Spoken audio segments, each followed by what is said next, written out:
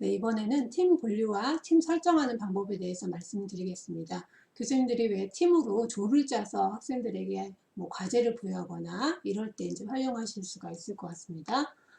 자, 먼저 팀 분류 안에 팀들이 들어갑니다. 그래서 팀 분류가 뭐 한 개인데 팀이 뭐 두 개 들어갈 수도 있고요. 그렇기 때문에 먼저 팀 분류를 먼저 만들어 보도록 하겠습니다.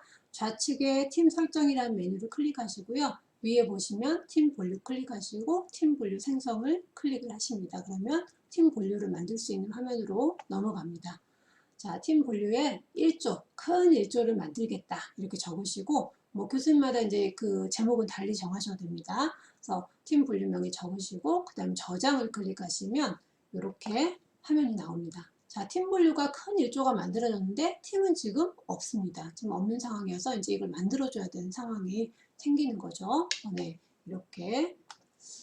그 다음에 이제 팀 분류를 일단 만들었으면 그 팀 분류 안에 들어갈 팀들을 만들면 됩니다. 자, 왼쪽에 마찬가지로 팀 설정 클릭하시고요. 팀을 클릭하시면 이런 화면이 뜹니다. 그러면 여기에서 팀 수동 생성을 클릭하셔서 수동으로 이제 그 학생들을 그 팀에다가 넣어주는 그 작업을 하시면 됩니다. 보통 팀 만들 때 뭐 이렇게 랜덤으로 하기도 하지만 저는 이제 이렇게 가나다 순 이런 식으로 해서 만들어서 여기에 그 팀을 만들어주고 있습니다. 그래서 팀 수동 생성을 클릭을 하시고요.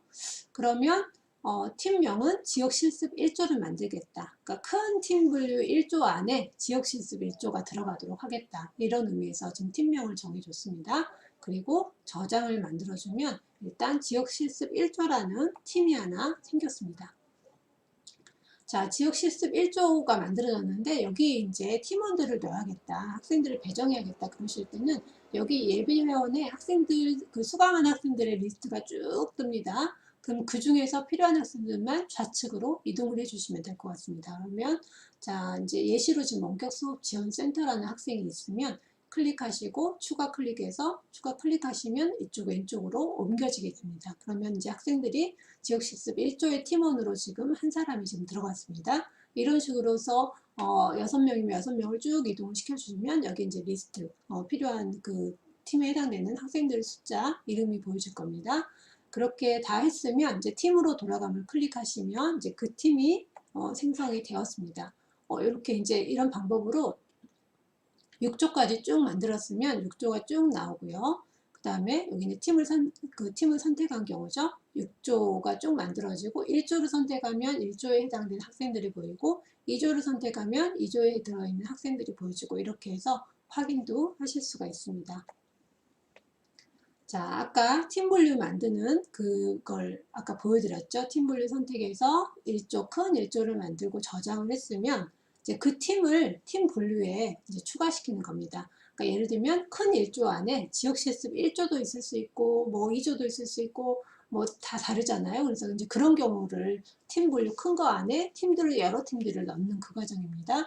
자, 팀 분류 1조가 있는데 팀은 없습니다. 그래서 여기 이제 지역 실습 1조부터 해서 6조까지 쭉 있을 겁니다. 그러면 선택해서 그 자그마한 팀을 하나 선택해서 추가하면 왼쪽으로 이동을 하게 됩니다. 이렇게 해서 팀 분류까지 다 완료가 되는 상황이 됩니다. 그러면 팀 분류로 돌아가면 클릭을 하면 이렇게 보여지게 됩니다. 저는 팀 분류를 1조당 지역 실습 1조 이렇게 1대1로 매칭을 했기 때문에 여기 이제 한 줄씩만 보이고요. 만약에 1조 안에도 여러 팀들이 있다고 하면 여기 2줄, 3줄 이런 식으로 나올 수 있을 겁니다. 그래서 저는 팀 분류를 뭐 6개를 만들고 팀도 6개를 만들어서 이렇게 각각 매칭하도록 1대1로 매칭하도록 만들었고요. 여기에서 이제 삭제할 수도 있고 구성원들도 보실 수도 있습니다. 그래서 이렇게 팀도 만들고 팀 분류도 만드는 걸 해봤고요. 이제 팀원들을 확인을 하려면 이렇게 확인을 하시면 됩니다.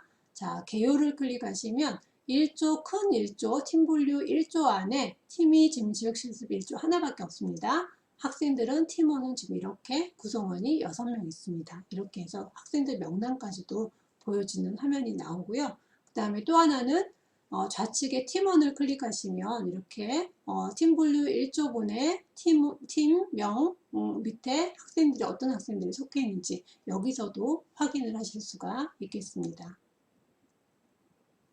네, 이번에는 접근 제한 설정에 대해서 말씀을 드리겠습니다. 이 부분 같은 경우에는 교수님들께서 어떤 팀만 보게 하거나 또는 어떤 학생들은 보지 못하게 하거나 이럴 때 활용하실 수 있는 방법이겠습니다. 자, 접근 제한을 설정하기 위해서는 이제 다른 것들과 마찬가지로 맨 상단에 있는 편집을 클릭하셔서 편집 종류로 바뀐 다음에 그 다음에 여기 이런 톱니바퀴 모양 요걸 클릭하시면 접근 제한이라는 게 맨 하단에 나올 겁니다. 모든 화면 순위 맨 하단에 나오기 때문에 그걸 이제 수정하시면 됩니다. 자, 이렇게 화면을 쭉 내려보시면 제한 추가라는 게 보여집니다. 설정되어 있지 않습니다. 그러면서 제한 추가라는 아이콘이 보이는데요. 이럴 때 여기를 클릭을 하시면 이런 화면이 뜹니다. 그러면 여기에서 제한 설정을 클릭하시면 직접 제한 설정을 하실 수 있는 화면이 이렇게 열립니다. 제한 설정 클릭하시면 이 활동을 이용하기 위해 학습자는 다음의 조건에 해당해야 합니다. 그러면서 없음, 제한 추가, 또 밑에 제한 추가 이렇게 있습니다. 그럴 때 이때 주의하실 사항은 하단에 있는 제한 추가, 맨 밑에 있는 제한 추가를 클릭하시면 안 되고요.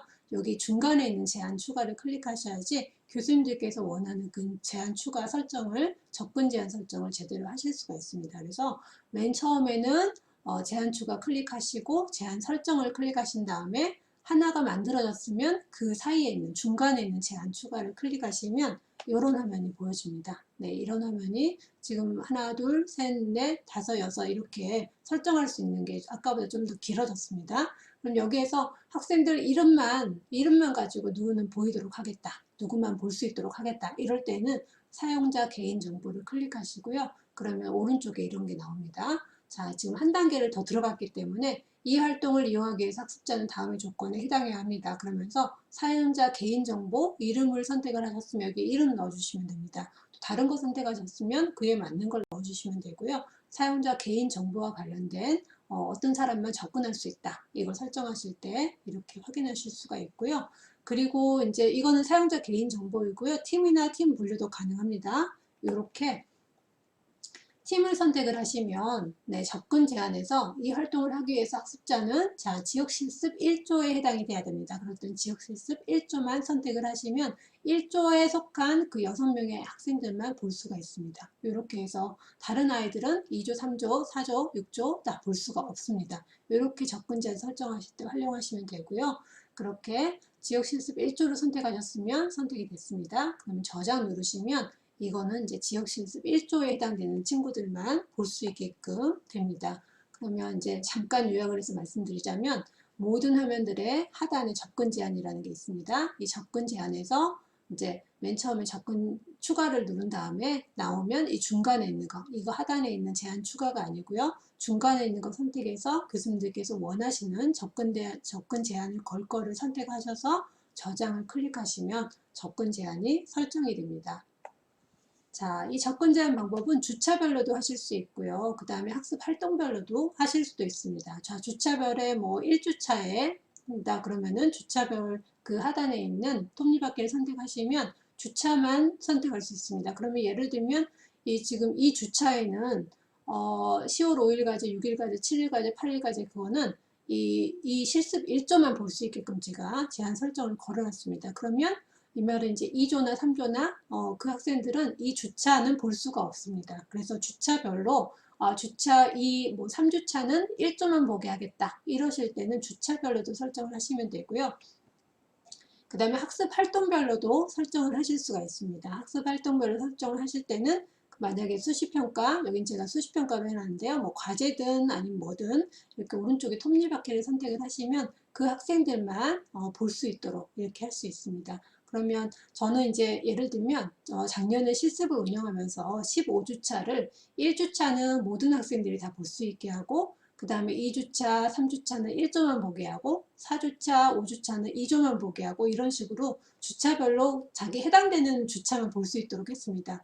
그렇게 한 이유는 이제 간호학과 학생들 같은 경우 2주씩 실습을 하거든요. 총 8주인데 제 과목에서는 2주 실습하고 또 다른 과목 실습으로 이어지기 때문에 매번 이제 2주마다 학생들이 바뀝니다. 그래서 2주 동안에 그 조만 볼 수 있도록 이렇게 설정하면서 그 학생들은 2주만 보고 다른 아이들은 이 2주를 보지 못하고 이런 식으로 해서 자기 것만 보일 수 있도록 이렇게 활용을 했었습니다. 그래서 이렇게 교수님들께서 필요하실 때 이렇게 활용을 하시면 될 것 같고요.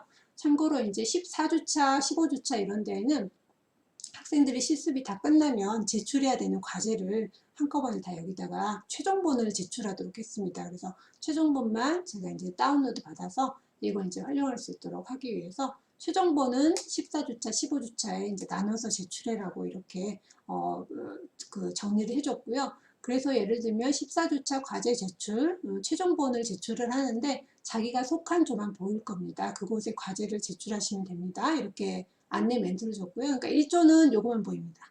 그 다음에 2조는 이것만 보이고요. 3조는 이것만 보이고요. 그렇게 해서 이 주차 자체를 접근 제한 걸 수도 있고 각각의 학습 활동들을 또 접근 제한 걸 수가 있습니다. 그래서 교수님들께서 필요하실 때 이렇게 활용하시면 될 것 같습니다.